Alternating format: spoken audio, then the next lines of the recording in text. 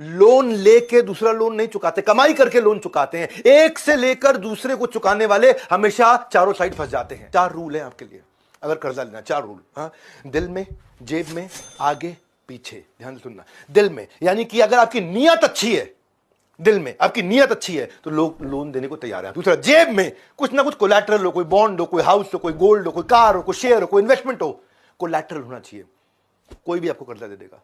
तीसरा, आगे, आगे मतलब आगे आपके धंधे के अंदर लोन रीपे करने की कैपेसिटी है कि नहीं है, या सीजनल धंधा तो नहीं है कहीं आपका। आगे, हाँ। अब चलते हैं पीछे। आज तक आपका क्रेडिट स्कोर कैसा रहा है, क्रेडिट स्कोर, सिबिल स्कोर कैसा रहा है, पीछे का ट्रैक रिकॉर्ड कैसा रहा है। हाँ, तो ये हो गया दिल में, जेब में, आगे, पीछे। अरे इससे आसान तरीके से कोई नहीं सिखाता है। सारे फ्रेमवर्क, सारी स्ट्रैटेजी, कैसे मैनेज करना है कर्जे को, कैसे इससे बाहर निकालना है। अगर डेट बढ़ गया तो डेथ पक्का हो जाएगी।